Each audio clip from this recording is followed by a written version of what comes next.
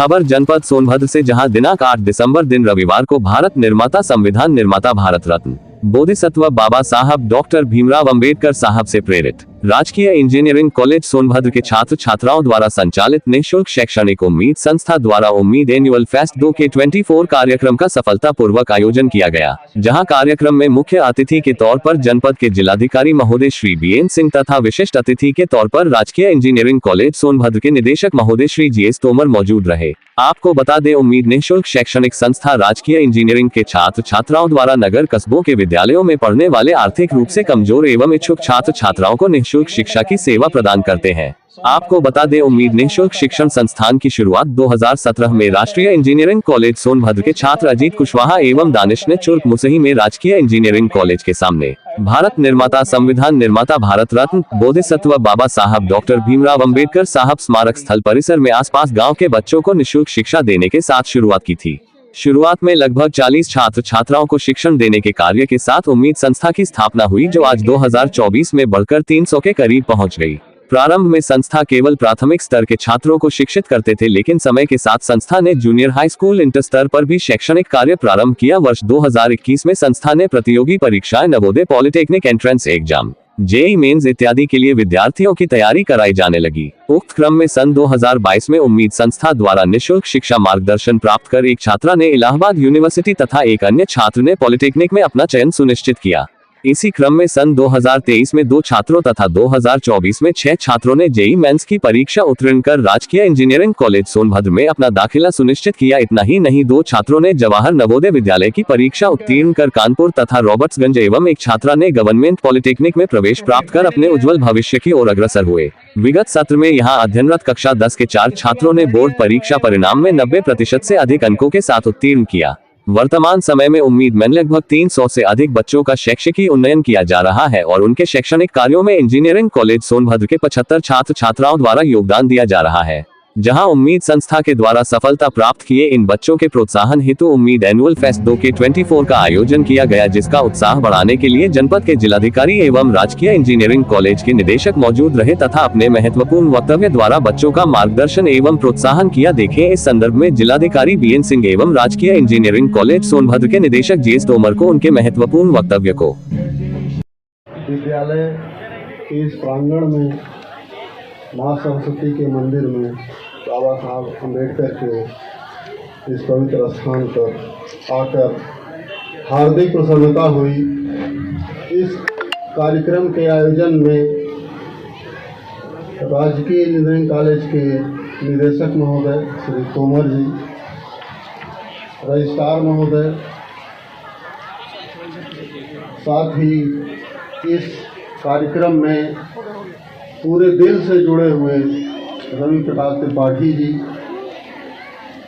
Engineering college के सभी छात्र छात्राएं, कक्षा 1 से 12वीं तक के यहाँ पर सायंकाल शिक्षा प्राप्त करने वाले सभी बच्चे,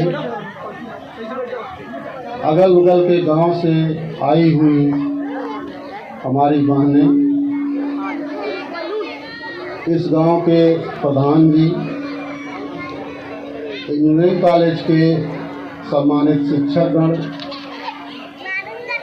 मीडिया के बंधुओं, दिल से कहा जाए तो आज बहुत खुशी हुई यह देखकर कि बिना किसी अतिरिक्त संसाधन के, बिना सरकारी सुविधाओं का उपयोग किए गांव के लोगों को, जो बच्चे इन गांव के हैं, उनको पढ़ाने ही नहीं संवारने का कार्य स्थानीय इंजीनियरिंग कॉलेज के छात्र छात्राओं द्वारा जिस रूप में किया जा रहा है, बहुत ही प्रशंसनीय है। वे खुद भी छात्र हैं, दिन में अपनी शिक्षा ग्रहण कर शाम को 1 से 2 घंटे का समय अपने छोटे भाइयों के लिए देते हैं और उन्हें इस ग्रामीण परिवेश में आगे बढ़ने की प्रेरणा प्रदान करते हैं। जो ये छोटे बच्चे हैं ये अनगढ़ हीरे हैं। हीरे की चमक तराशने पर निर्भर करती है। जितना अच्छा तराशा जाएगा हीरे में उतने ही चमक आएगी। और ये बच्चे हमारे ऐसे ही हीरे हैं जिन्हें चमक की आवश्यकता है और जो कार्य यहाँ किया जा रहा है। इनकी लगन, प्रेरणा और उत्साह देखकर निश्चित रूप से जिला प्रशासन इनके साथ, इनकी जो उम्मीद संस्था के रूप में एक उम्मीद जागी है उसको आगे बढ़ाने का पूरा प्रयास करेगा। मैं प्रधान जी से भी निवेदन करूंगा कि अगर वो हमें भूमि उपलब्ध करा दें इस गांव में तो हम लोग वहां पर शिक्षण कार्य के लिए भवन उपलब्ध कराएंगे। साथ ही अपने जनपद में बहुत से बड़े बड़े उद्योग संचालित हैं, उनके माध्यम से और कुछ स्थानीय निधियां हम लोगों के पास उपलब्ध हैं, उनका भी उपयोग करते हुए आप लोगों को पढ़ने लिखने के कुछ सामान ज़रूर हम लोग शीघ्र ही उपलब्ध करा देंगे। और अभी निदेशक महोदय ने बताया है कि यहाँ के बच्चे जेई मेन, पॉलिटेक्निक, विभिन्न प्रतियोगी परीक्षाओं, प्रवेश परीक्षाओं में सफल हुए हैं और कुछ बच्चे तो यहाँ से पढ़कर इसी इंजीनियरिंग कॉलेज में उनका प्रवेश हुआ है। Thank you.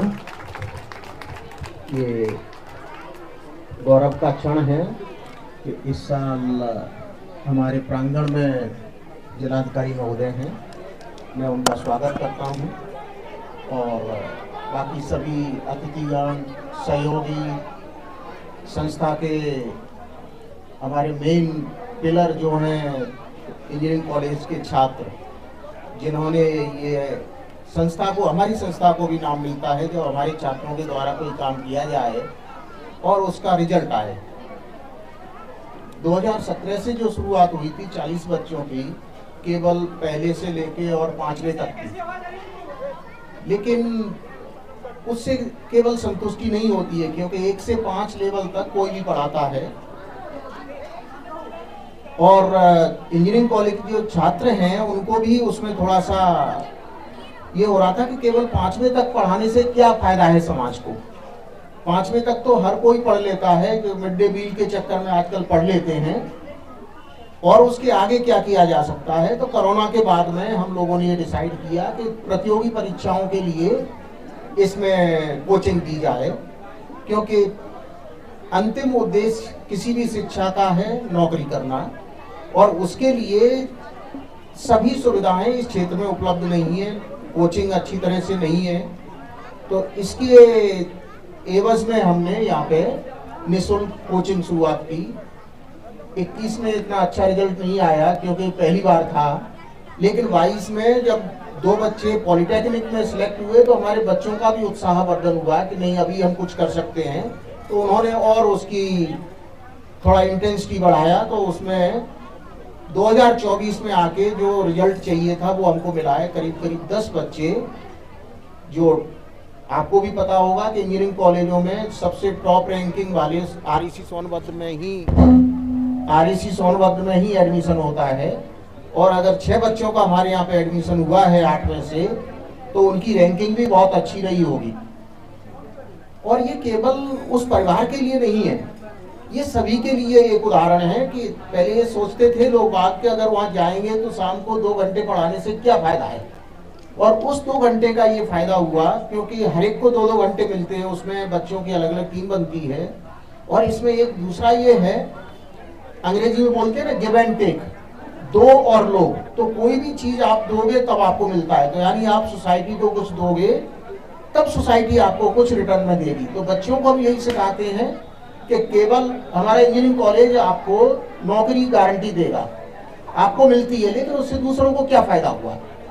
भाई आपको नौकरी मिल गई, किसी को 45 लाख का पैकेज मिल गया, किसी को 32 लाख का मिल गया, उससे समाज को क्या फायदा हुआ? आपके पेरेंट्स को फायदा हुआ, इंजीनियरिंग कॉलेज का नाम हुआ, बस दो को फायदा होता है। लेकिन अगर आप किसी को थोड़ा सा अपने ज्ञान का थोड़ा सा एक हिस्सा भी किसी को देते हैं और उससे अगर किसी दो बच्चों को और फायदा हो, वो सामाजिक फायदा है। तो मेरा यही रहता है बच्चों के साथ में कि आप पहले कुछ दीजिए, आपको अपने आप मिलेगा।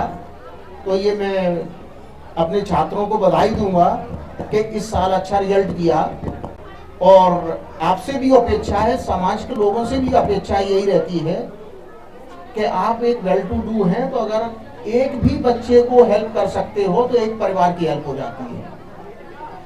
हमारा आप सहयोग करें, जहां जैसे भी बच्चे हों, जिन पे पैसे नहीं है, कपड़े नहीं है, किताब नहीं है, वो हम सब देंगे, लेकिन इस जगह तक आप लाने की आप कोशिश करिए कि वो हमारे पे मैकेनिज्म नहीं है, वो जिलाधिकारी महोदय पे मैकेनिज्म है।